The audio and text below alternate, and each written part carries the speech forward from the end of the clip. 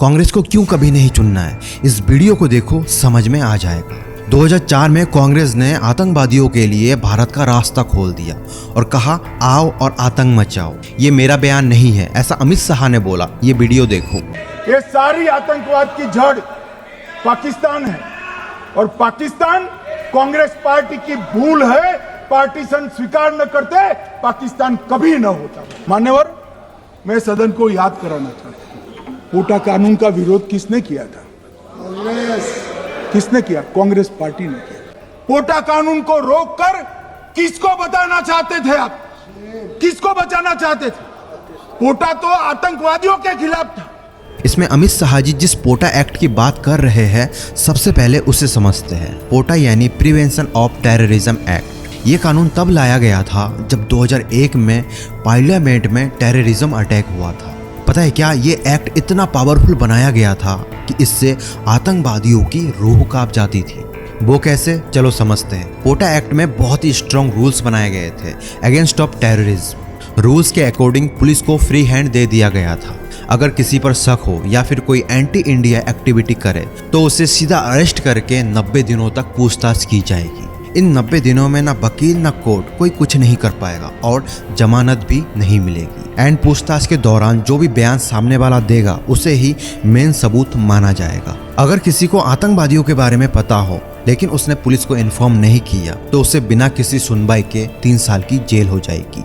अगर कोई आतंक मचाते हुए या फिर आतंकवादियों के साथ पकड़ा गया, उनकी हेल्प करते पकड़ा गया, तो बिना किसी सुनवाई के उसे सीधा मौत की सजा मिलेगी या फिर आजीवन कारावास की सजा मिलेगी। ना इस कानून का कोई मिसयूज ना कर पाए और कोई निर्दोष ना फंस जाए, इसीलिए रिव्यू कमेटी भी बनाई गई थी। खैर दोस्तों, ये सुनकर आप हैरान हो जाओगे कि इस एक्ट के लागू होने के बाद सबसे ज्यादा माइनॉरिटी यानी मुस्लिम्स पकड़े गए थे। 2002 में इसे लागू किया गया और इसका इतना जबरदस्त फायदा हुआ कि कंटिन्यू 2 सालों तक कोई भी टेररिज्म अटैक नहीं हुआ इंडिया में।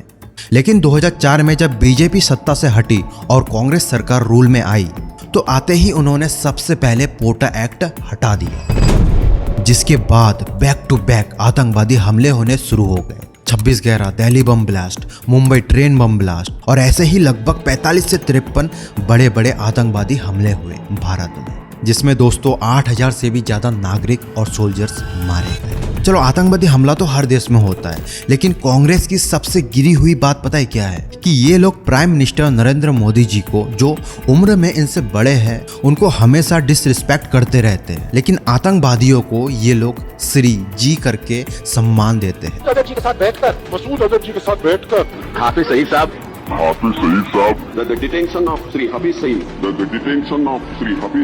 तो फिर अफजल गुरु जी को, अब सवाल मेरा भी कांग्रेस से है कि पोटा एक्ट हटाकर आप किसको बचाना चाहते थे? जिन आतंकवादियों ने हमारे देश को इतना नुकसान पहुंचाया, कितने मासूम नागरिक मारे गए, हमारे सोल्जर्स मारे गए, उनको आपने जी श्री करके सम्मान क्यों दिया? कांग्रेस के चाटने वाले अगर यहाँ तक आ गए तो अपने मालिक से इसका आंसर ला के दो। खैर दोस्तों, यही एकमात्र रीजन होना चाहिए कि जो आतंकवादी का सपोर्ट करे वे किसी भी कीमत पर कभी भी सत्ता में ना आ पाए। Share this video to everyone एंड मुझे फॉलो कर लो, क्योंकि बात अब हमारे भारत देश की है, तो no compromise. Thank you very much. जय हिंद, जय भारत।